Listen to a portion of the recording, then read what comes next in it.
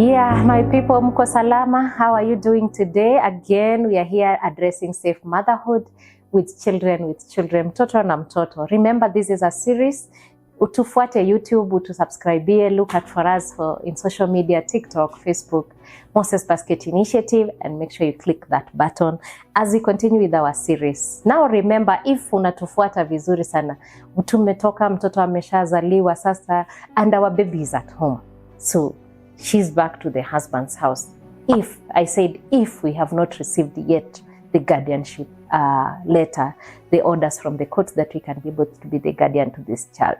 So if this child is still in the husband's house, or maybe in another rescue place, or in another safe space other than the husband's house, depending on the circumstance that is surrounding the guardianship issue. So if still we are keeping her there, or she's in a safe space somewhere else, or she's in a government facility awaiting our papers to be through, all these situations, then now you remember our baby is with a baby in the house, and therefore she needs to learn how to breastfeed. So in whatever circumstance that she is, she still has to learn how to breastfeed this baby wherever she is. So number one, when ananyonyesha huyu mtoto, remember this is a child. Hajui kulatch, shisha mtoto how to breastfeed this baby. Number two, her hands are too tiny. Number three, her breasts are too tiny. So she's not able to maneuver every other angle with this baby. So we are avoiding this child to have cracked nipples. And you know, if you have been a mother, wamama mko hapo mnanisikia vizuri sana, you know how cracked nipples are bad. And they can be bad, I tell you. So this child is facing cracked nipples, and she needs now to learn how to rub the nipples to be a bit softer, and the baby to be able to latch properly the black part of the breast. So she needs to know how to latch that baby there. So you can imagine the struggles. Na ni wapi hapo ananyonyesha. Ladies, you know very well that latching a baby is not easy, especially kama you have big breast or medium breast. Now this baby has very small breast. You can take that home and ebu tafakari hayo. So this is a big issue with the young girls, cracked nipples, they will have them. Then so if we see the situation is very there, then we start introducing the baby to bottle feeding. Mnyonyi ile kawaida yetu. So the baby anyonyeshwe na mnyonyi, na hii maziwa inatoka wapi? Because sometimes these girls do not have milk completely. My ladies in Nairobi, you know, you can go for lactation, cookies, ijume, and there nini. These things are not there in the village. So these are things that are modern. So unasema utatumia breast pump, you put the milk in the fridge. That is good for you. What about to our young girl mwenye ako kwa kijiji?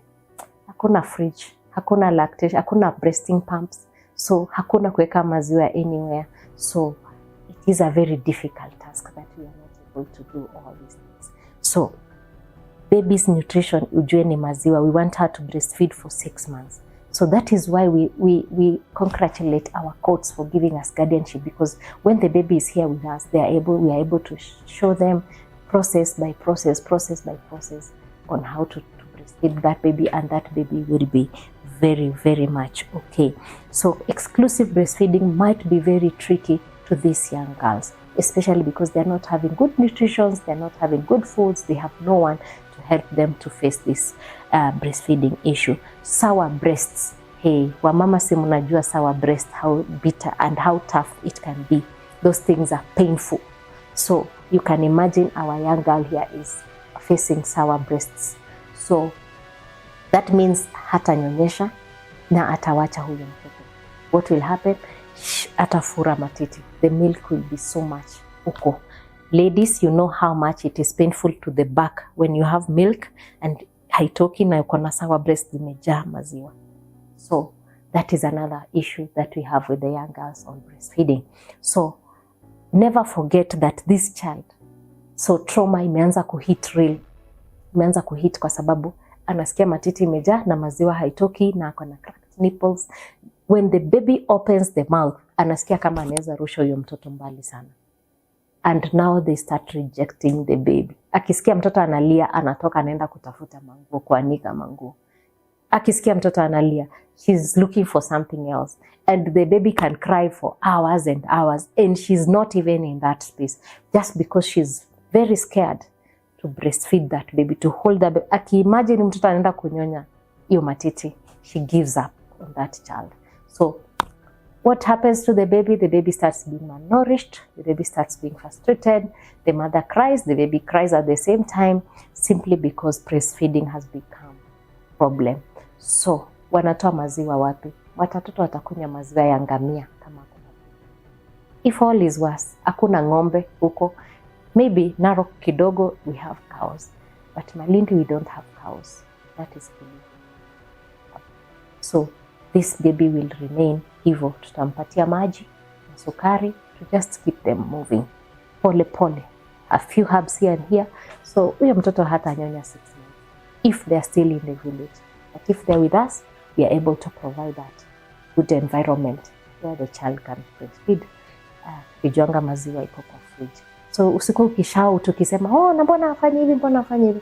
Those things are luxury. Ladies, those things are luxury here in Nairobi. So if you are breastfeeding in a nice house, congratulations.